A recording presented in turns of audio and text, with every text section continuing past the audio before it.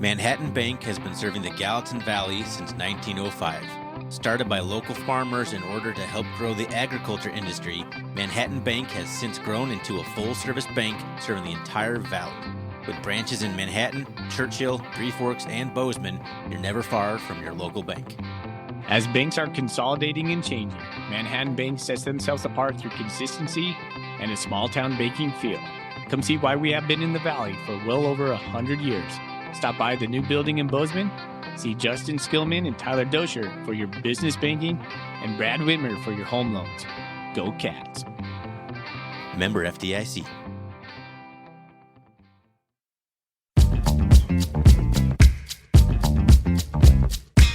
Welcome, everybody, to the R&R Catcast, a fan-based podcast focusing on Montana State athletics. We're two dudes named Ryan from the state of Washington talking about our dear Montana State. We hope you enjoy.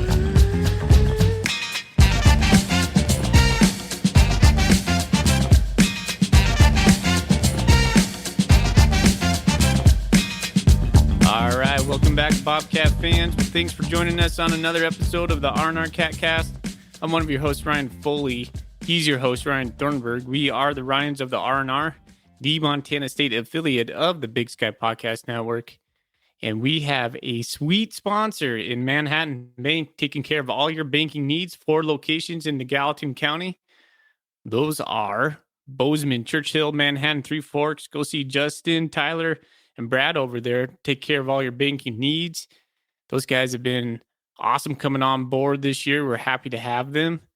And it's been good to talk about them on the podcast. But we're also here to talk a little bit about Northern Arizona, the game that was, and then to preview the Cal Poly game right before the Cat Grizz. Thorny, how you doing, buddy?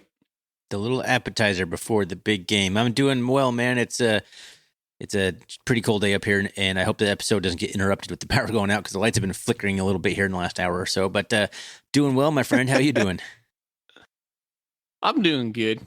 It's cold here too and snowy. First time we've had snow. We woke up to about 6 inches on the ground. So maybe not that much, but Spokane got hit pretty good. 6 inches is a lot. So, yeah. So well, it's gonna be cold for the rest of the time. You know, I just look at my app on my iPhone and in perpetuity now, we're in like the low 30s, going down like into the teens in the mornings.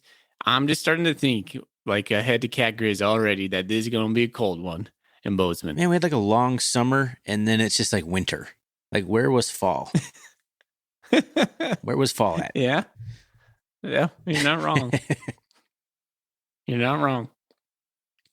Well, all right. Enough to talk about the weather. Everybody talks about the weather on podcasts. I listen to a couple podcasts, and they always just banter back and forth about the weather. Just stupid talk. I always just like want to get through that. Anyways, and we just did it. Nice job. All right. Well, thanks, listener, for joining us. And we're talking about Bobcat football tonight, as we always do. Let's run down what we're going to talk about. We'll get into the stats, FCS rankings. We'll talk about Coach Vegan in his press conference. And we always try to give you like updates on injuries and just notable stuff that he said during that time. Ryan and I participate in the Big Sky Podcast Power Rankings, and we'll give you our power rankings. I had some interesting thoughts on that this week. We will talk mostly about Northern Arizona. I know Ryan's a little salty after that game, and at least the conversations I've had since then, he's been well, I'll just let him get into it when we get there, but he's got some words. I know that. And we'll try to probably preview Cal Poly. We don't have much information on them, admittedly, but we'll give you a couple of nuggets to chew on.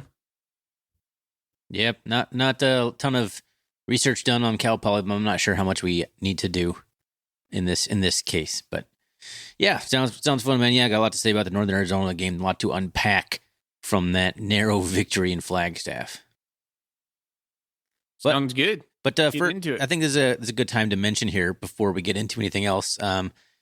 Speaking of Cat Grizz a little bit, we actually have 2 extra Cat Grizz SRO tickets, and I think we've decided to put them in an online sweepstakes with 100% of the proceeds going to the what was it, the HRDC, but basically the Gallatin Valley Food Bank.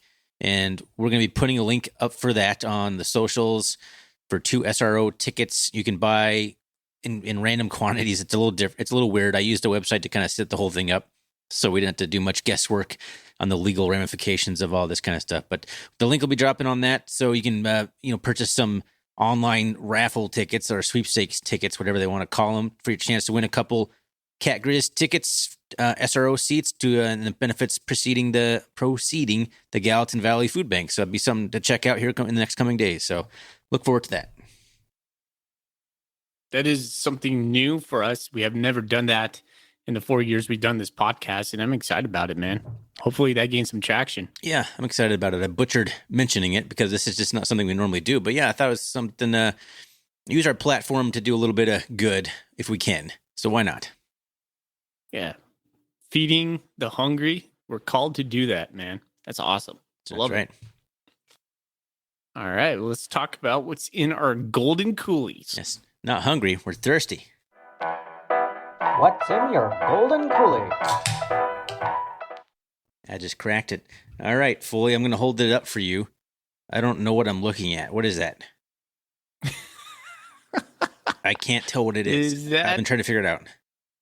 It's the something riding a trike. Yeah, it's King Crispy from Deschutes Brewery. It's a Pilsner. He's got like a little hop scepter with like a hop on top of it. I can't tell what he is. He's riding a tricycle with cowboy boots. He's got a crown on. It makes no sense, but it's a crispy Pilsner for this time of year, and you know what? It's good. I've never had it before. I don't know. It caught my eye, aka something that I haven't seen before or I haven't had before. That's not an IPA, so I was excited to try it out. You and I were in the Deschutes Brewery together back in Portland. That was not on the menu. It is the winner of the Pilsner Fest of the Bitburger Challenge at North Portland German Beer Bar Prost. That's the most regionalized, random brag I've ever seen on a beer. That's like saying like they won the best Pilsner Fest. It's like the best lager at some sort of random street festival in Belt or something. Like that is the most random thing I've ever heard. Yeah, I mean it's good. But who goes to Pilsner Fest? That's what I want to know. What kind of people go to Pilsner Fest? I would go to a Pilsner Fest because there's guaranteed to be no IPAs there. I'd be in heaven. a whole bunch of people like Thornton walking around and going, finally, yes, finally, freedom. I don't see any IPAs. Do you? Nope. All right, we're in the right spot. All right. Pilsner Fest. I've never heard of such a thing. Interesting. All right. I have something I've had on this show before. It is from No Lie, which is a local brewery here, one of our bigger ones. Porch Glow Amber. Picked it up today. Yeah, you've had that before. Yeah. I'm still kind of kicking on the ambers. I've been kind of going back to my IPA roots a little bit now that IPAs are not hazy anymore. I like those clean, crisp, pungent IPAs. Not a big hazy fan anymore. So here we go. You're growing as a beer drinker. I love it. And I'm enjoying some IPAs from time to time. Look at this. Am I sending you a picture of it? Yeah. I was going to put on the social media live recording. Oh. Asking people to tell us what it is. I'm very curious. If you send it to me, I will comment on it. Let's see here. Okay. The picture just came in. It's on Twitter as well. What is that? He's got like 2 lines on his face. It looks like a toaster. It kind of does. I was going to say maybe it's like an empty beer can. Is he a beer can? With a pompadour? I don't know, man. With like a fancy mustache, a Portland mustache. I don't know why he's wearing cowboy boots. I'm so confused. I just put on Twitter. People can can help me out on what is he? He's the King Crispy. Where is King Crispy? Kind of does look like a toaster, man. Yeah. I think that might be a toaster riding a trike. King Toaster. He's Weird. crispy. He makes things crispy by toasting them. Yeah, I think you're right, man. All right, let's move on. The most random thing I've ever seen. It might be the most random thing I've ever seen. Okay. Interesting. Sidetracked. Good stuff. All right. Well, what do you want to talk first? You want to go into Coach Vegan or do you want to talk stats, FCS poll? Let's talk general stuff before we get into specific Bobcat stuff. So let's talk the poll, maybe. All right. Well, let's talk about the polls. Stats, FCS stats performance, FCS top 25 poll. I read it during lunch today. South Dakota State holding court at number 1. They had a narrow game against Northern Iowa, right? They did. I think it took a last-second field goal on the road. And, so we're not the only team who struggled with a non-playoff conference foe this weekend on the road. Jackrabbits, I feel like they've been on top for probably like half the season, at least since they beat North Dakota State. And they've been holding top. I wonder how Montana State would handle the number 1 ranking. That's something I've been kind of thinking about lately. Anyways, I thought that might happen if Sac State lost and maybe South Dakota State lost. But, I mean, it still could happen next week, I guess so, but Not likely. Sac State's still number 2. They're gaining first place votes. They had 6 of them. They had 1 last week. Montana State's still number 3. North Dakota State's still number 4. Holy Cross, Incarnate Word, Weber State's number 7. Weber State was 5. They dropped down 2 spots after their close loss against Sac State, and that was quite the game on Saturday. We didn't do a live show on Saturday. We both had some stuff going on, so sorry, folks. You probably missed us. And let's see.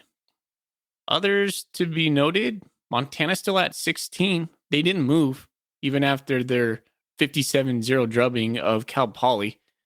I think that's what people think about Cal Poly, a referendum on Cal Poly, not on Montana. That's right. And let's see here. Anything else?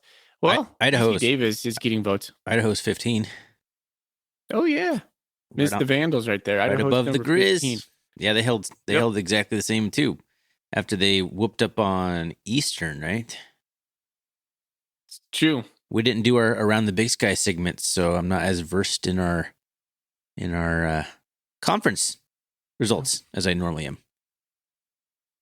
I'll tell you my Big Sky Power poll rankings. Well, before we get into that, I want to ask: what do you think the Cats are the number 3 ranked team in the country?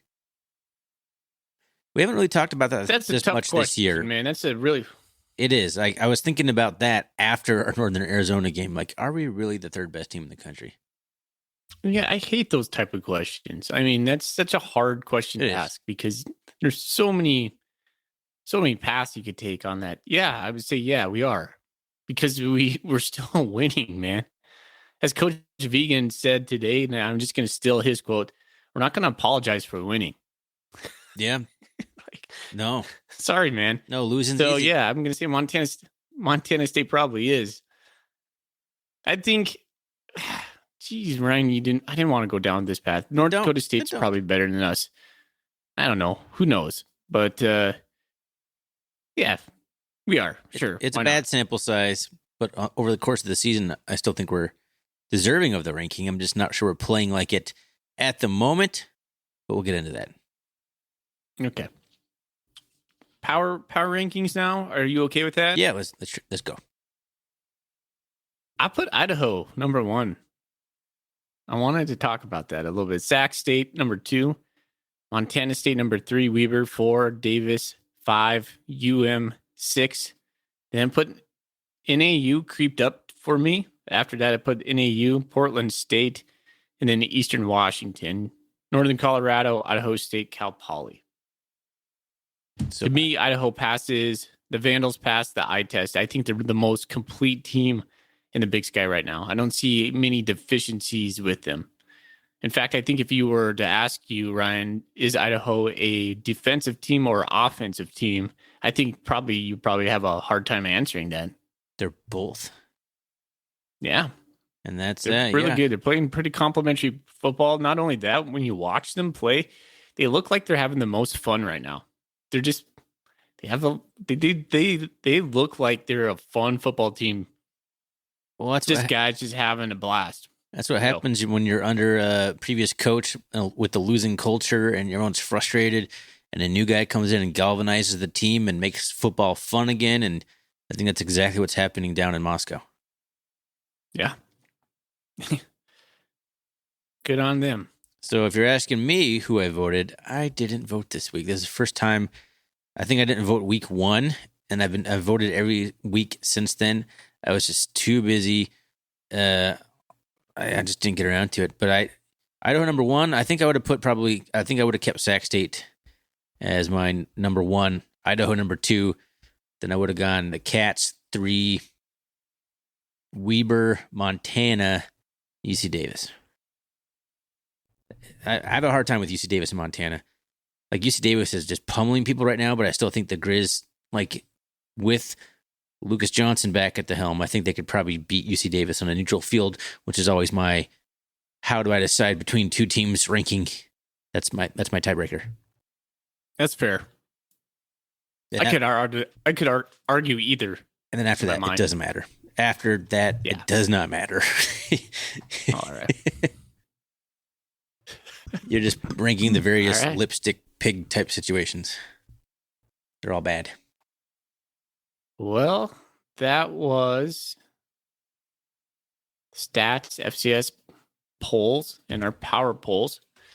I'm glad to see Bobcat Nation putting out the power poll thread that somebody started, not me, this week. I think that's kind of a fun read every now and then. So keep at it, guys. Yeah, it's fun. Yeah. All right.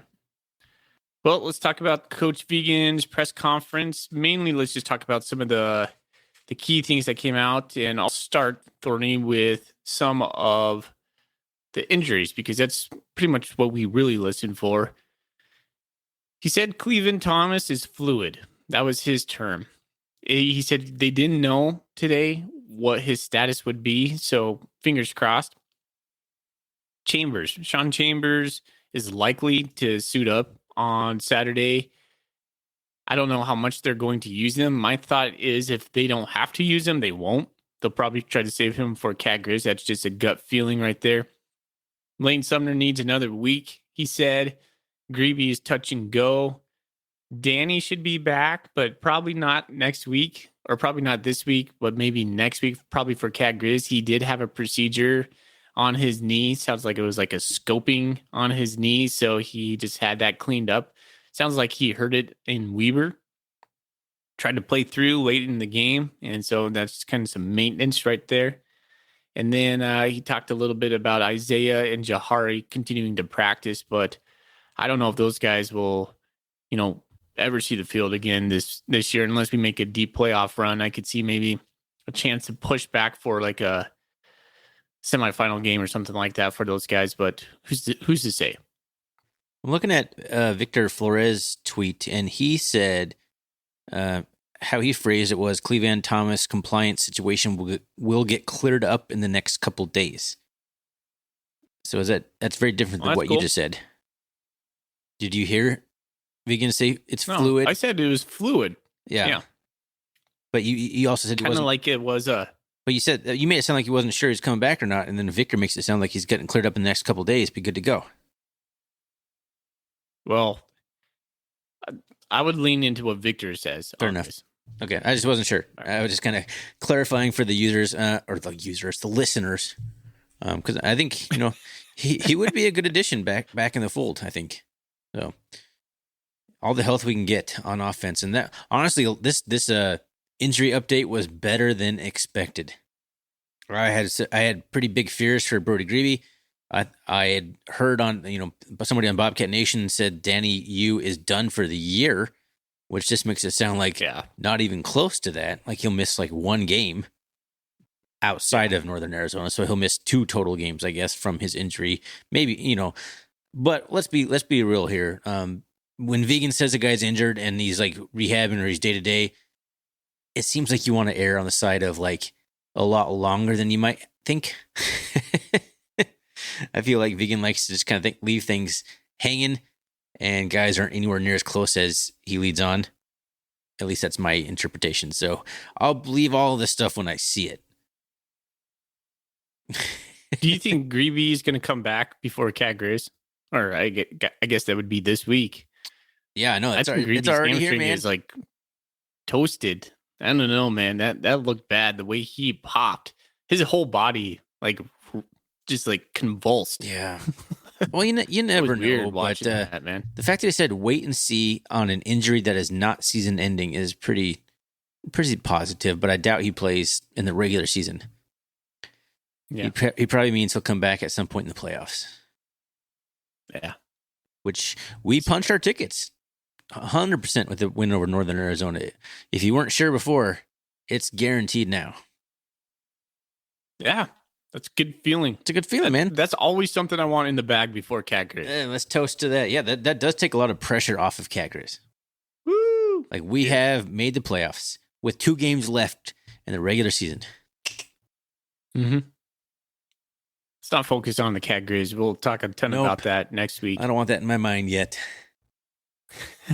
Despite what you were texting me earlier, and I won't out you of any of this, but Cat Grizz is clearly on your mind a little bit. I don't know what you're talking about. All right, let's move on to get into the stats. Are we done? Stats. Let's do it. Yeah, I haven't made a jingle yet. I apologize. I did mess around a little bit to try and find an audio background for a little stats jingle here, but nothing came up. All right, let's get into the stats. How about that? I just talk like an announcer. All right, Bobcats win this crazy, ugly, black game in Flagstaff. Coming off the bye for both teams, 41-38 on a last-second field goal by Blake Stones Glessner. Let's get into it. Player of the week. Biggest guy, special teams player of the week. You kick a game-winning field goal, there's a good chance you're going to be player of the week. Good job. All right. 28 first downs for the Lumberjacks to 24 for the Bobcats. Both teams did pretty good on offense. You'll find that's a recurring theme here. Cats were 5 of 15 on third down. That's not very good. NAU is 10 of 19 on third down, and that is much better. That's more than 50%. The Cats were 2 of 2 on fourth down, and NAU was 2 of 4. And 471 yards of total offense for the Cats and 552 for NAU, which, if you are a math major, that's over 1,000 total yards of offense in this game combined. 191 through the air for the Bobcats on 14 of 30 passing, where the NAU had 459 yards on 35 of 48 for 9.6 yards per pass. Oh, that's going to be a big talking point coming up here in a little bit. Although the Cats countered with 280 yards on the ground on 49 attempts for 5.7 yards per rush, which is a little bit below our season average. But, for the Bobcats, that's getting down there. 5.7, most teams would kill for 5.7 yards per rush.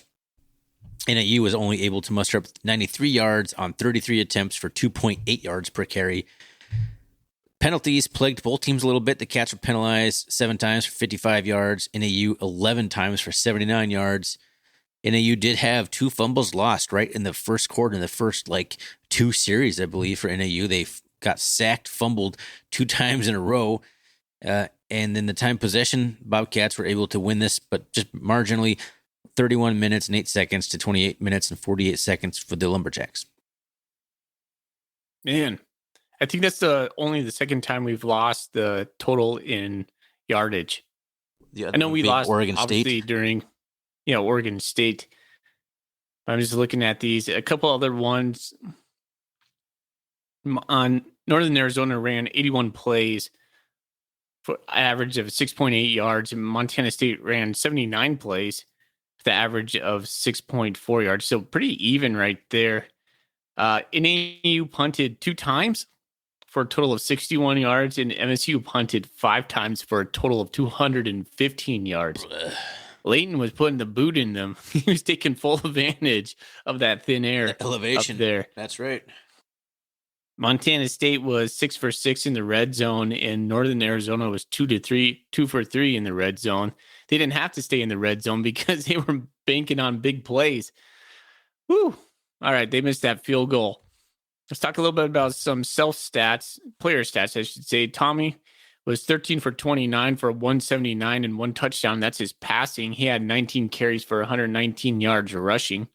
Elijah Elliott, who I'm just going to give props to right now because I don't know if we'll talk about him. That guy runs hard. Just flat out just runs hard. I love watching that guy run. 16 for 92. Had a long of 17. Garrett Kuhn, who also runs hard, and I don't know how he did not score on his big scamper of 22 yards. He had 10 carries for 58 yards. He got caught. I mean, it's like the seas parted for him. Like, just go to the promised land, Garrett. he couldn't make it there. He got tackled at the 2. Oh, man. Taco Dowler, I don't know if you heard about him. He had a big catch for 64 yards. Willie P.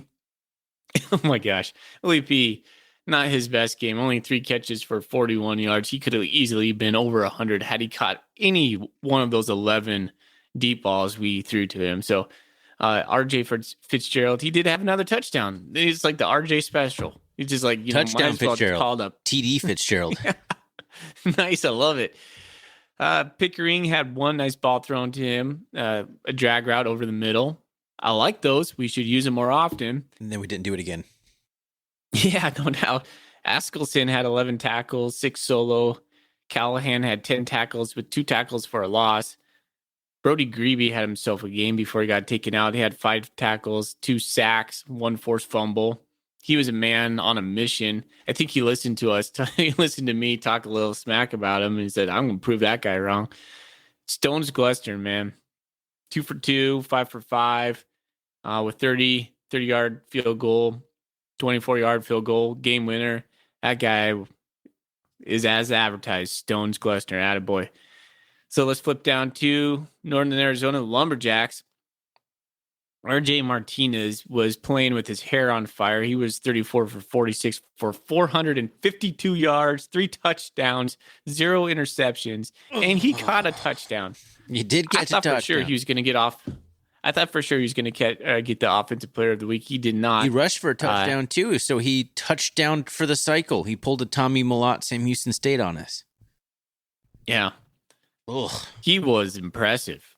That guy was really impressive. I was like, wow. Yeah. It was like, basketball players talk about being in the zone and they can't miss. RJ Martinez was in the zone. He couldn't miss. No, he knew where to go impressive. And how much velocity to put on it and where to put it. It was pretty. His running back, Jason Hall, was 17 for 69 for rushing, but he also had 89 catches for 83 yards on receiving. The guy that really burned us, Coleman Owen, 10 catches for 196 yards, 2 touchdowns. And then Hendricks Johnson was also burning us for 7 catches, 108 yards, 1 touchdown. And then they also had another receiver, Elijah Taylor, had 57 yards on 6 catches. Would you have two receivers going over 100, one almost eclipsing 200? It's bad news bears, man. It's not good. Wow. Man, I feel like Kendricks Johnson's been there for a long time. I clicked into him. Yeah, he had 60 receptions in 2019, 21 receptions in 2020, 29 receptions in last year, and then 45 this year. And he's a junior. Thanks, COVID. He's an 8th-year junior. So yeah, he's going to end up with. He's already got roughly 2,300 pass or receiving yards already as a junior. Yeah, so unreal. He's pretty good. But we made a lot of people look pretty good on Saturday. Yeah, and it's not just our defense, man. Well, let's get into some major talking points because I feel like you and I could probably go in a lot of places on this. So how about let's just go through our talking points so we can kind of keep focused instead of just starting to air our grievances. Well, I want to start off with some positives. How about that? Yeah. So where do you want to start on that? I mean, Tommy Malott, touchdown pass. Let's just get right into the fun part of the game. Tommy Millott scrambling on 3rd and 10 finds a Taco Dollar who just they're in sync. They're like, go, and Taco's like, all right, and then he just flicks it as he's right near the sidelines with 2 guys bearing down on him. Flicks it 45 yards or whatever in the air. Dollar gets behind the 2 defenders, catches the ball, goes down inside the 20, inside the 15, wherever he ends up, gets tackled from behind. What a great throw. The arm strength you have to have for that kind of throw, and the accuracy to hit Taco Dollar perfectly in stride, and the chemistry that you have to have for that. It sounded like Vegan said that they worked a lot on that kind of stuff. They've been working on that kind of stuff, trying to get receivers to be more like in sync with Tommy when he's running. Like, hey, he's scrambling, but he's keeping his eyes downfield. You got to, adjust, try and get open, try and find some space. And, this is really the first time I think we've seen something like that. And there was oh man, I was just jumping for joy. I was like high-fiving my son who was watching me at the time. As an exciting play and an all-time, if you're going to look back in the last 10, 20 years of all-time throws by Bobcat quarterbacks, that's going to be on your mind. No doubt. I'm kind of surprised that the scramble drill is not a bigger part of our offense. Maybe a design part of our offense, given Tommy's ability to scramble. Yeah, you're right. He's gotten so much better as the season's progressed about extending plays. Instead of just taking off and running, he's running laterally near the line of scrimmage, keeping his eyes downfield. But he hasn't been able to find anybody. We watch on TV. It makes it so hard to see because you don't see the receivers. You don't see anything. You see Tommy, and then like the screen ends. So I don't know if any people aren't getting open, or Tommy's just not willing to let it go. But he's getting a lot better at that, and I think that has to be a bigger part of our offense moving forward because he's so good at getting out of the pocket and extending plays. Like, we got to be finding ways to complete balls, and when he's running by himself for 3 seconds along the line of scrimmage. Yeah. Well, they said they've been working on the scramble drill. Apparently, it's working off. Taco got on top of the defense right there, and that's what you just need. You need guys to get on top of the defense and create separation or find those places in the zone. That should be something Montana State's going to. I put that in my notes. I was like, man, that could be like a key going forward into the playoffs. I mean, that's chemistry, right? So you got to find chemistry. Like, name some good combinations that the Cats have had. Like, one of the ones that comes to my mind, and not because he was the best receiver. Akbla. I was thinking, McGee and Tanner Bleskin. No, I was thinking McGee and Akbla. Well, so, yeah. Maybe just McGee was that good, and he made everyone look good. I don't know. But you just got to, maybe Taco gets more playing time, not because he's the most polished receiver, the biggest receiver, but because he has good chemistry with Tommy Millott, and he can sense when Tommy's scrambling, and he can make a play to that regard. And I think that's something that the Bobcats need to have in their arsenal as they continue to go deeper into November and December, playing teams that are going to have better defenses and be able to lock down the run a little bit. You got to be able to do a little bit more. Yeah. I wonder if we're not great at it because we're so good at blocking, so that they're just so in tune with keeping their block. I'm not sure. There's got to be a balance there. But yeah, it's a good thing that Montana State's working on it. Could be deadly for us. Speaking of blocking, I thought the offensive line pass protected great in this game. Probably the best pass protection I've seen from the offensive line all year.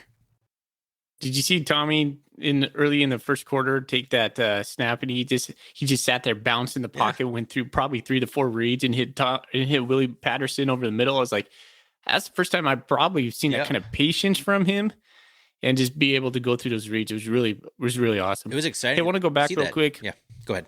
I want to go back to that Taco Dollar play, that last play for on positives. The play after that, Elijah Elliott gets that scamper, and it looks like we're about to win the game. And then, did you see Elijah Elliott somehow just get? I don't know. I couldn't see it because of the people. The play was just on the far side of the field. But how did he not get in? He just got leveled. It was like a guy was getting on the 1-yard line. A guy was getting blocked, and somehow he made the tackle while getting blocked and just leveled him. I don't fully understand what happened. I think Tom Stuber or somebody said he It's like go on this side of him or something. I don't know. a physics defying tackle. Like I just don't fully understand what happened, but he got just stopped cold, and he had like a full head of steam. I don't know how he didn't score there. It didn't ended up costing us anything, but a touchdown there would have felt a lot better than how it ended. But I don't know, man. They would still have probably like 10 seconds at that true. point. That's enough for 3 passes. the way the game was going, it would have been. Yeah. Anyways, so I love that run, but when he was taken down, I was like, where did that guy even come from? So it was just interesting play. And then Rush jumps off on false start on the QB sneak, and then there we go. We got Stones Glessner hitting the game winner. At that point, you're just like, just kick the field goal. Okay. It was fun. Yeah. I thought we were going to score a touchdown. That'd have been awesome, but false start, stuffed at the 1 yard line, just, whatever. Just kick the field goal. Get out of here. What was your thoughts on that drive, on what we're talking about? The pass from Tommy to Taco Dowler, it looked pretty bad to start with. It got to 3rd and 10 It got to 3rd and 10. It was super fast. Like Tommy, the play before that, Tommy Watt scrambled off the side, and then for some reason tried to twinkle toe along the sideline and just got crushed into the NAU bench. I don't know what Tommy was doing. I don't know what he was doing, but all of a sudden it's 3rd and 10. Tommy just got leveled. I'm like, oh man, we can't give the ball back to them. We'll lose. If we punt the ball, we lose, is what was going on in my mind. That's exactly what I was thinking as well. They took about 18 seconds off the clock before we hit that miraculous play. And all I'm thinking is like, man, they got 48, 45 seconds left. If we have to punt this away, that's at least a tie. At least, well, it was tied at the game. Tied. Excuse me, not tied, but yeah. It's at least a field goal attempt for NAU. So I'm hoping at that point, I'm like, okay, let's get a turnover. Let's get an interception.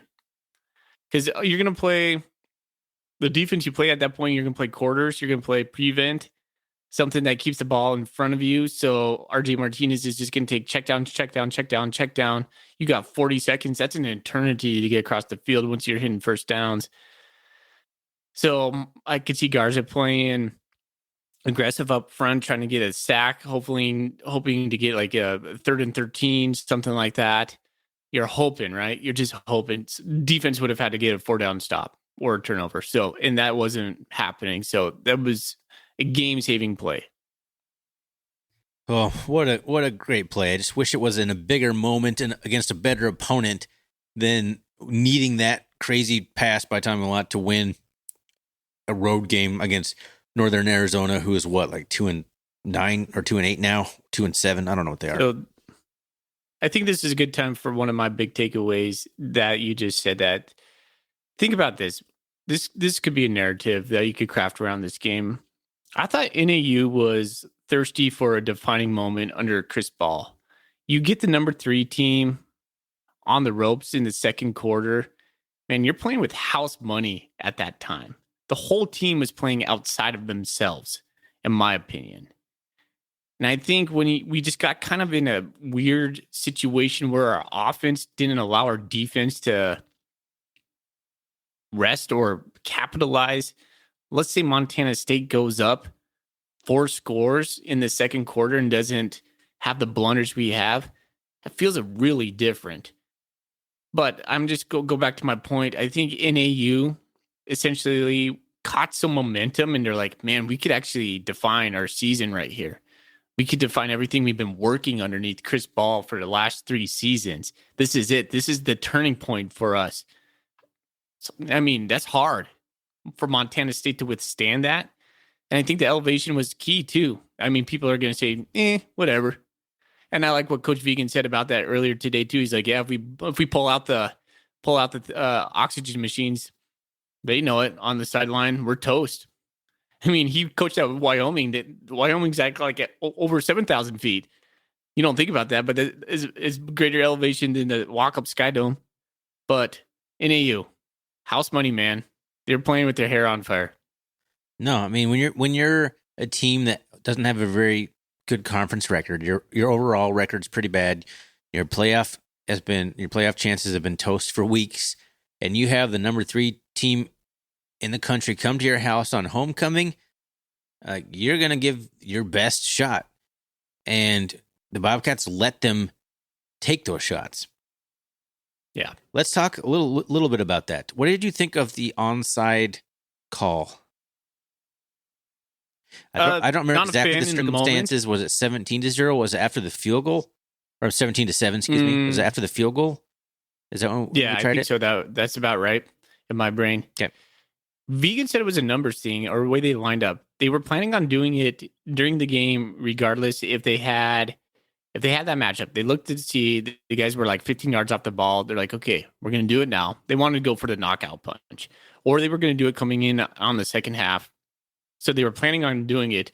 Coach Vegan said Stones had been doing that kick probably successfully 10 to 20 times in practice. They were really comfortable with it, but long story short, they wanted to go for the knockout win right there.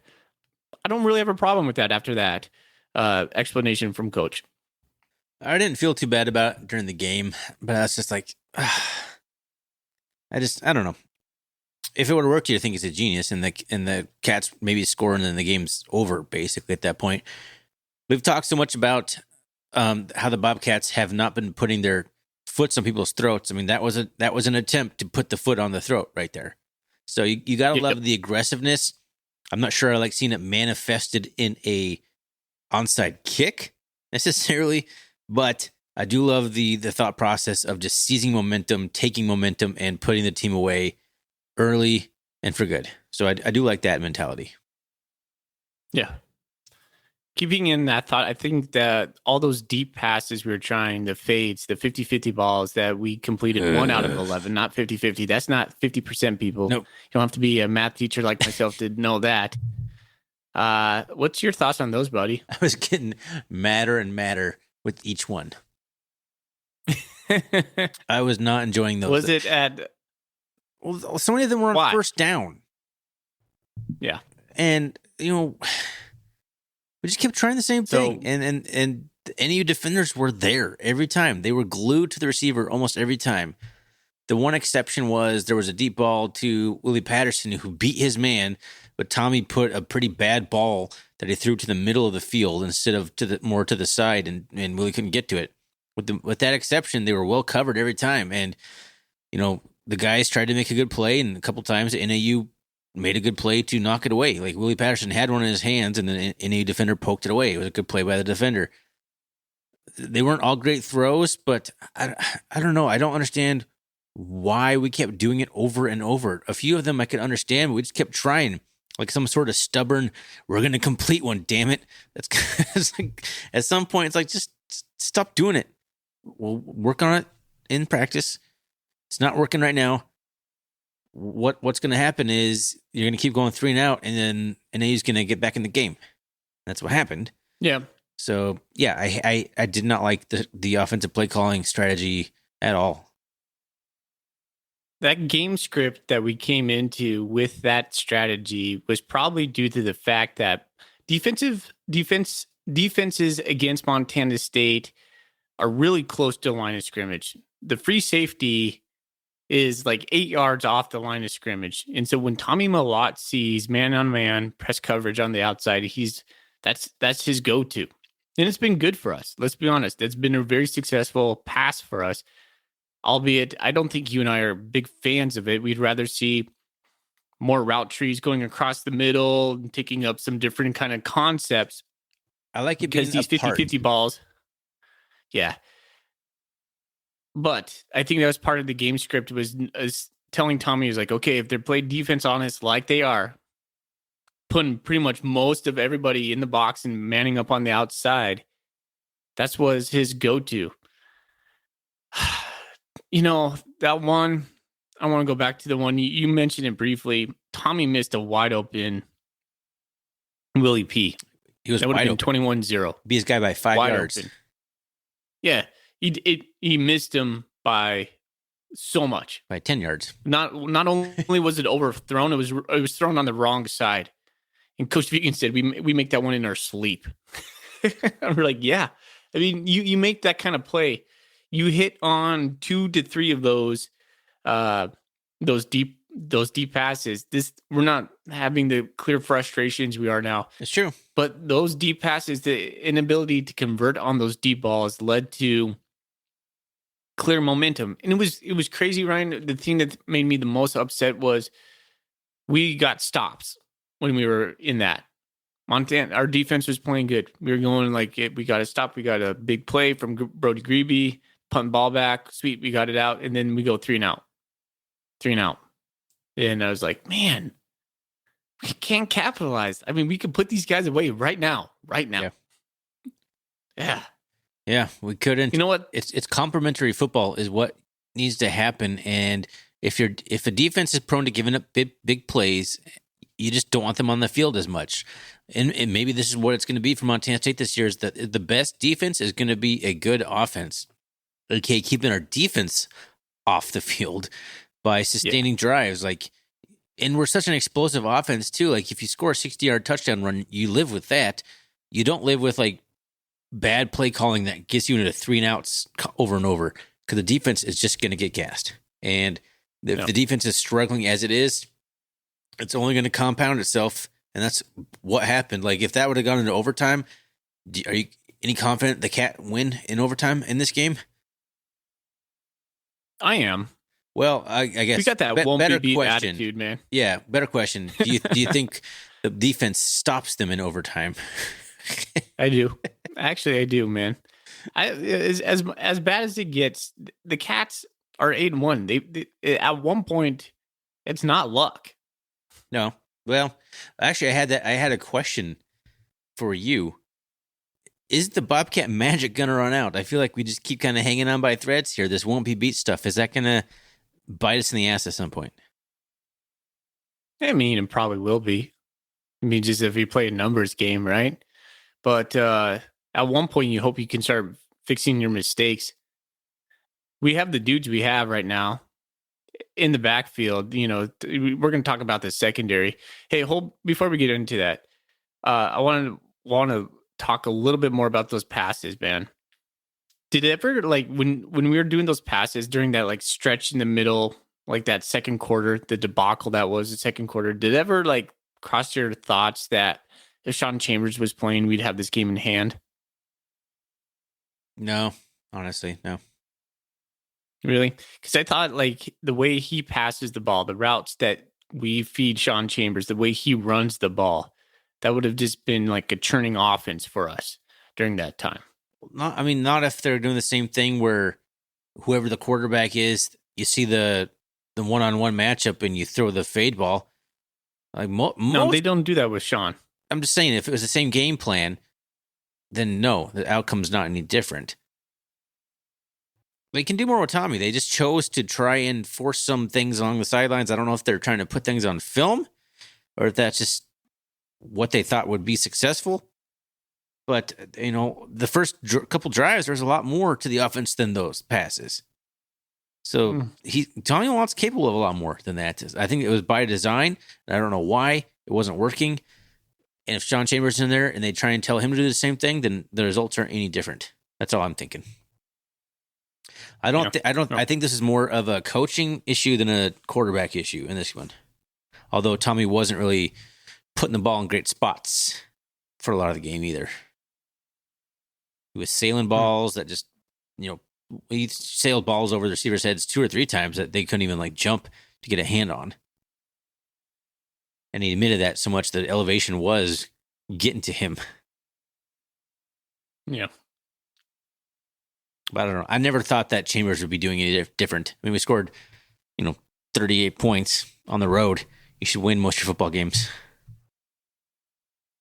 I think this was a game tailored to his strengths. I thought Sean Chambers would be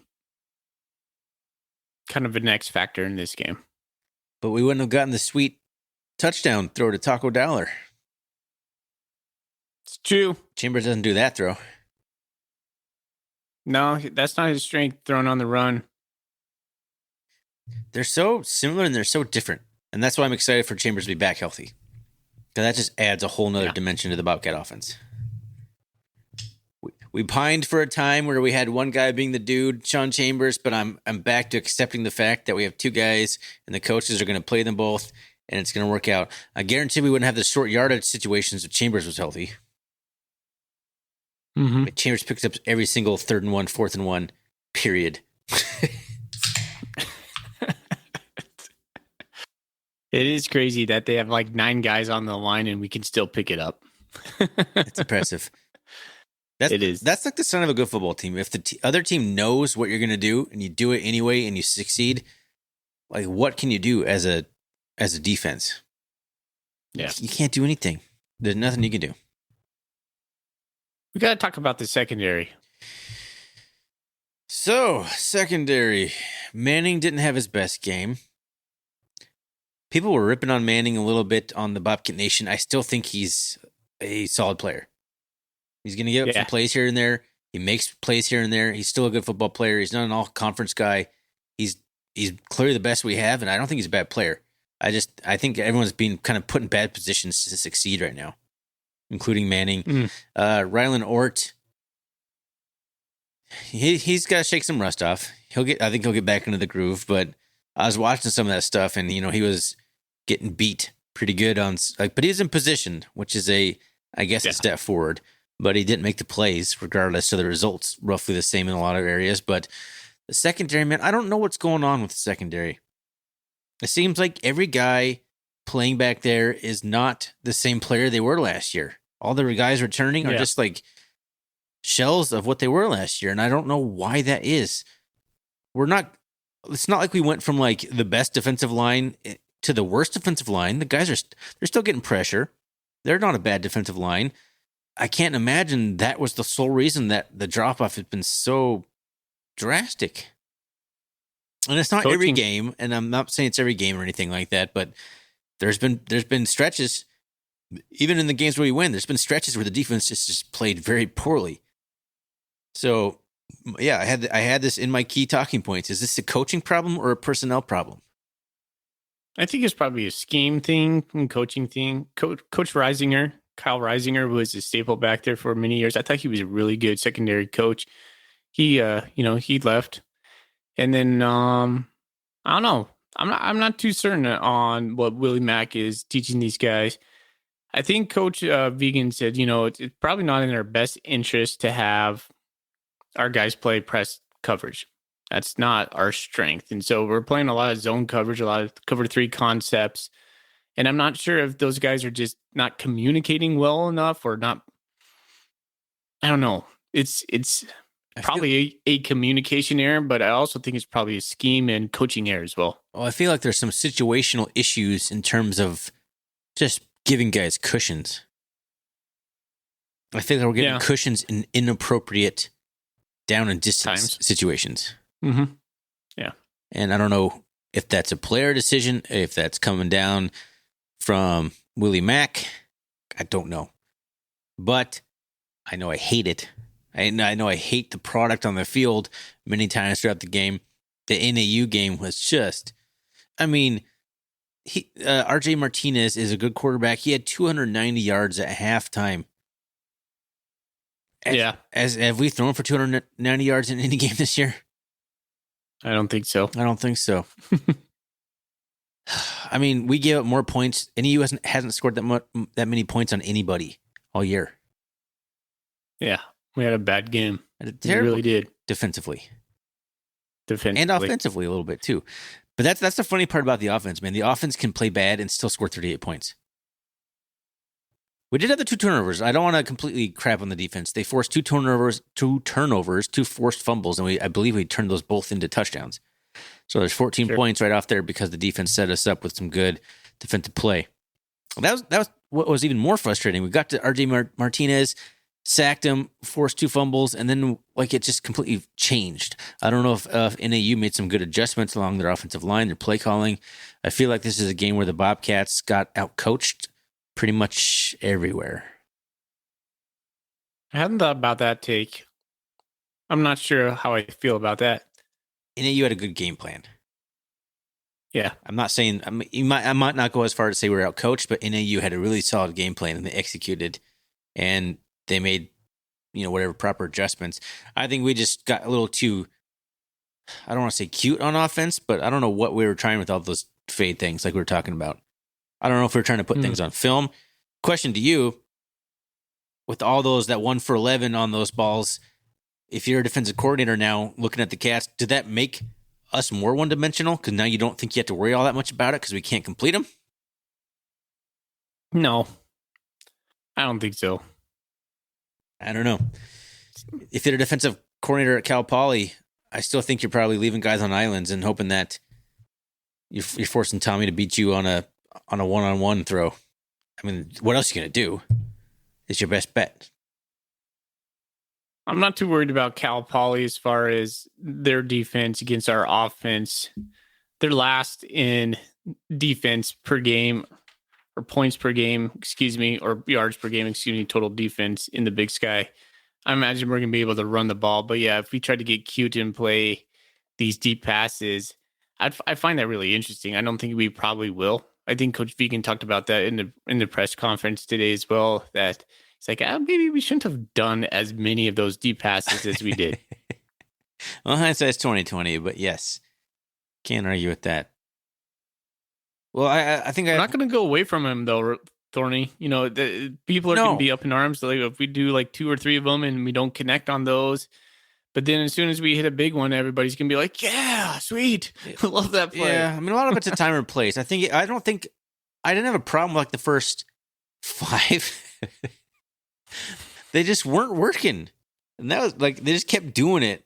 11's a lot. I don't think I've ever seen the Cats do 11 in one game of that exact type shot. So it was just an aberration, and I don't know why. Well, like we said in the very beginning, Coach Vegan, we're not going to apologize for winning. 8-1, punched our tickets to the playoff, got out of Flagstaff, hadn't won there since 2008. It's a tough place to play. I think that was probably the best quarterback I've seen all year long. RJ Martinez was playing out of his mind, man. It was special to watch him. As a football fan, he was on fire. He was slinging absolutely on fire. Yeah. So I think I've said it. He was in the groove a couple episodes in a row. Any quarterback that can sling it scares me at this point. Yeah. Well, we got another one coming up. Spencer Brash. Okay. Cal Poly. You want to move on to Cal Poly? I have one question for you. I want to ask this question. Somebody asked this on Bobcat Nation. I thought it was a great talking point for a fan discussion. We all kind of know the chronicled ebbs and flows last year of Matt McKay, quarterback for the Bobcats last year. You can kind of just sense that things were just kind of spiraling down for him, and it kind of culminated in Cat Grizz, got benched. We all know the story. Is this year's defense on a similar path where ebbs and flows, and now it's just kind of like you're just starting to feel like, I don't know if I'm liking this. I'm not sure this is going to work. I had thought about that arc as well, that parallel.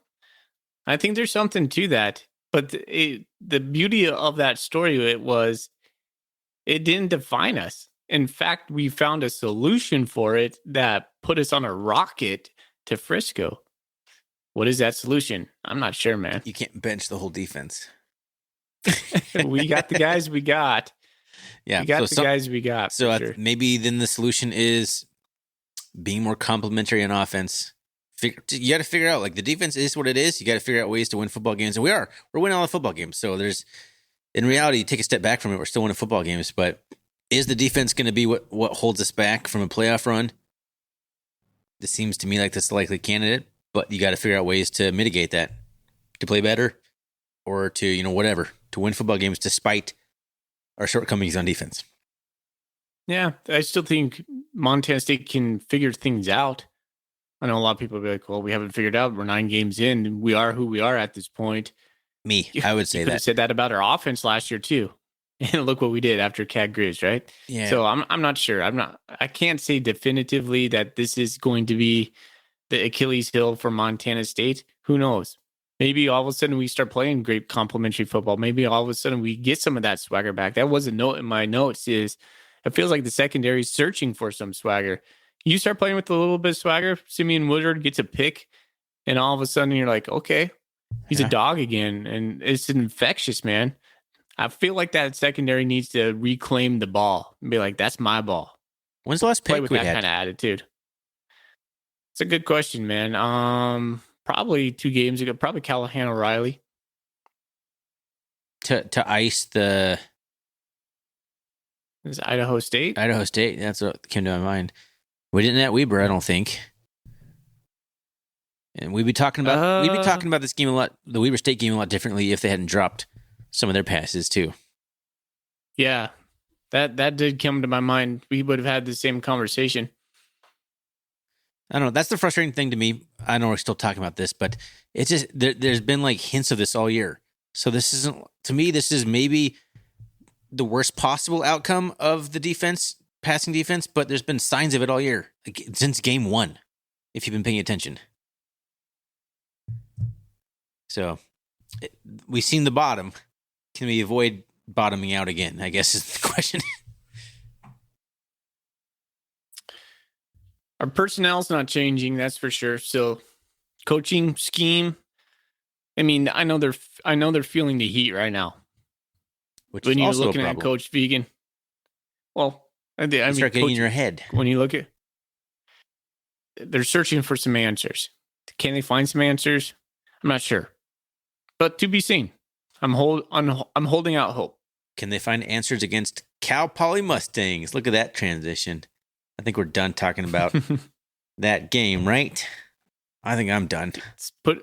Let's wash that game. Put it away. We got to win, move past.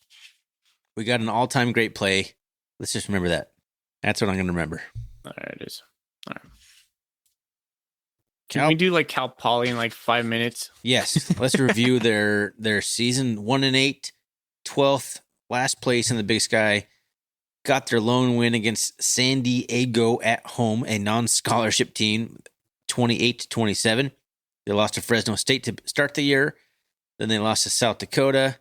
They lost to Sac State, NAU, Idaho State. The closest game they played all year was Northern Arizona, which, interesting enough, they lost that game 29-31. And then Eastern Washington, 10-17. Then they got drubbed by UC Davis, 59-17, as UC Davis is on their just absolute tear where they've scored, I guess they only scored 40-something in the last game. They've scored 50 in 3 straight games and now 45. And then they got just murdered in Missoula in a blizzard, 0-57, in a game where, let's be real, if you let Nick Osmo run for 221 yards on you, you're not very good. Like that guy is he's an okay like short yards running back. Nick Osmo shouldn't be going for 221 against anybody. So there you have it. No. 1-8 Mustangs. They're playing at home, so that's going to be a boon for them. They haven't played at home for another team that hasn't played at home for a while. They haven't played since Eastern Washington. In fact, 4 of their last 5 games have been on the road. So they'll be happy to be back in San Luis Obispo. Yeah. We seem to catch these odd teams playing inspired ball, haven't been at home. Like Montana State, what did they have to play for? Well, they have to play for knocking off the number 3 team in the nation coming in. I mean, this is a bowl game. This is Super Bowl. Plug your ears right now. Cal Poly second in the conference in passing. Yeah, you thought NAU slung it around a lot? Cal Poly. I mean, it's Bo Baldwin coached football team. What do you expect? Only behind Northern Arizona. Northern Arizona is 3rd. UC Davis, though. There it is. UC Davis is 1st. And we put the clamps on UC Davis. So, but that was at home, man. It's a 5 o'clock game, at least Montana time. Or it might be West Coast time. Anyways, it's a later game for us in Poly. I think here's what I think, Ryan. Montana State's going to own the line of scrimmage, and we're going to be able to control the game through our running game. As long as we don't get cute with these deep shots and go 3 and out and let Spencer Brash just pass all over our secondary. That'd be terrible. That'd be really terrible. I mean, I don't think we lose this game, but it'd be weird if we did. No, I mean, Spencer Brash is currently fourth in. Played for UCLA or Cal. He plays for UCLA. He was a Yeah, so he's at Cal. No, he followed Bo Baldwin back. Oh, that's right. Okay, that's right. Yeah, Cal. that sounds familiar. So yeah, he's currently at fourth in yards per game in the Big Sky Conference, but he's got 13 touchdowns, but he's got 12 interceptions. He's only completing 57, only 57% of his passes.